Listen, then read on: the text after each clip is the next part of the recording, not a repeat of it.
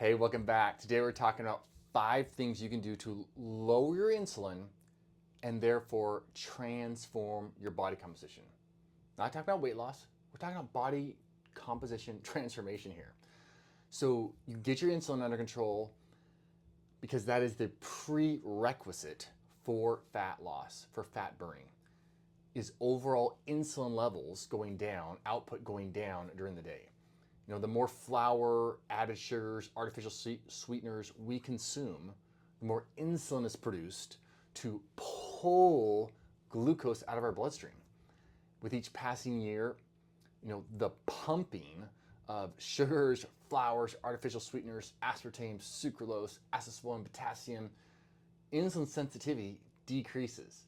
And at some point, you get full-on diabetes because you cannot get that sugar out of your bloodstream. So it's important to recognize that a consistent large spike in insulin, it literally is aging every part of our bodies. For ladies, it's aging your ovaries. For the guys, it's aging your testicles. For all of us in humanity, it's aging our brains, our hearts, our bones, our vascular system. So anti-aging literally is putting information into your body, my body, that decreases how hefty of a dose insulin needs to be produced at. All right, if you haven't already subscribed, hit the subscribe button. You don't want to miss health accumulation opportunities that are coming up for you. So number one, we can create more gradual insulin responses by going for a brisk walk after meals. Just 2 minutes of walking was enough to buffer the post-meal glucose levels and to improve insulin levels. On top of that, I said 2 minutes, right? Just 2 minutes. On top of that 2-minute walk, if you were to apply resistance training, some exercise, squats, deadlifts, sprints, push-ups, that forced muscle tissue breakdown, you could support a blunted glucose spike, a blunted insulin spike for up to 24 hours. So instead of it spiking to the moon, it's just little mounds here. So say you take a 2-minute walk after meals, no excuses, because the average person, the average human, is already wasting 1 to 2 hours a day via distractions. So we all have time. There's no excuses to not make that 2-minute walk happen post meals. All right, number 2 is we want to decrease the number of opportunities for insulin to spike during the day. So if you consume 68 meals, snacks during the day, and you cut that down to say 2 or 3 or 4 meals or snacks during the day, every time we eat, insulin goes up to offset the spike of glucose from the meal. This is completely natural, normal, we like that.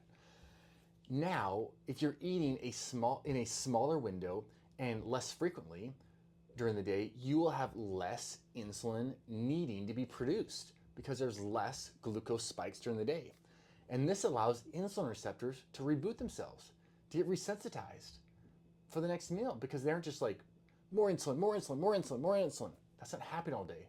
It's more insulin, give it a few hours, more insulin, give it a few hours, more insulin. That is how you decrease the total volume amount of insulin being produced every single day.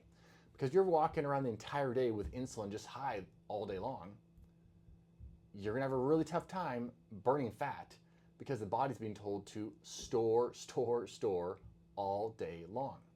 Number 3, stick with me here. You wanna consume your pasta, your bread, your rice at the end of your meal rather than at the beginning. Meal timing, or how you eat meals, it definitely matters, especially if you have type 2 diabetes, you got obesity, you're trying to rid your body of excess inflammation. Ask the bread guy at the restaurant to bring the bread basket at the end of your meal if you decide to eat bread at the restaurant. Instead of when you first sit down, big old loaf of bread just sitting there waiting for you.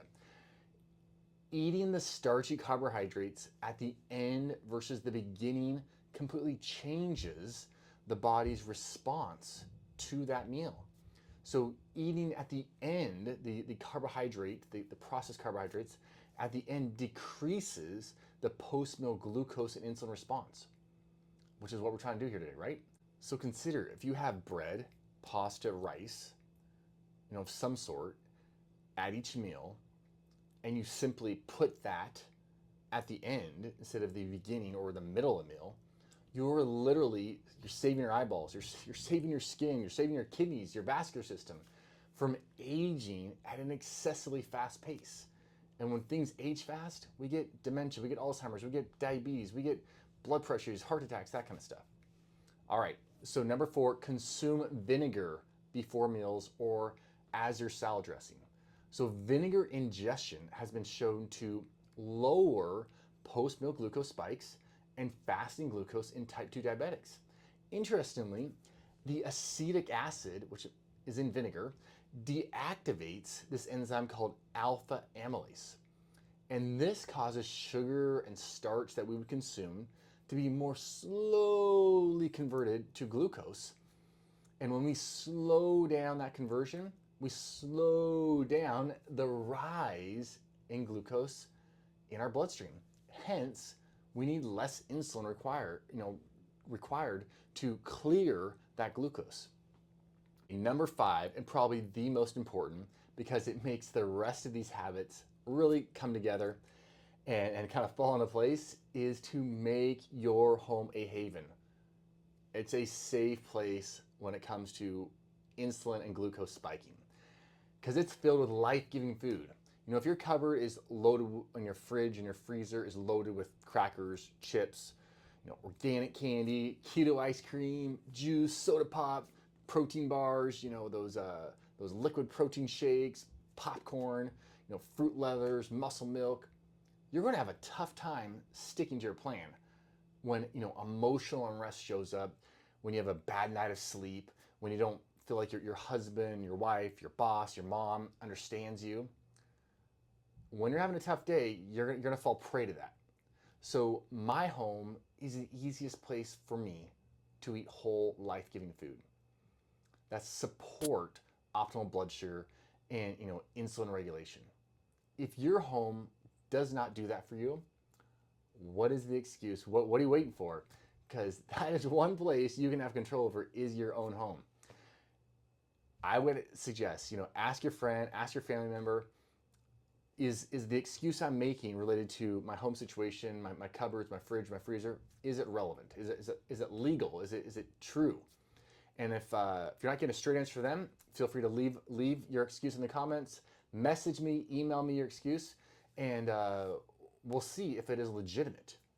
Because if our home can't be a haven, for real whole food, and if there's somebody there that's saying, hey, no, I want to have junk food everywhere in my house, I want to fill up, like one patient actually had, they're trying to overcome their addiction to chips, but their excuse was our grandchildren like the chips, so that's why we're having them here. It's like, well, you're not mature enough to be able to not to say no to these chips, so I don't think the grandchildren need them either. But they couldn't get over that, so we actually put the chips behind a locked cabinet to keep this gentleman out of the chips. So sometimes you got to take drastic measures if you want drastic results. All right. Please share this with your friends, share with your family members, because there is an endless line of people all around you that, and potentially you yourself, who require as a means of living their best life to get their blood sugar levels under control, get their insulin levels under control, and to get their body composition dialed in like they want, so they can thrive and just feel vital and capable at any given moment to do whatever they want. All right, I'm Dr. Matt. I will see you guys and gals next week, and do not forget to accumulate health this next week.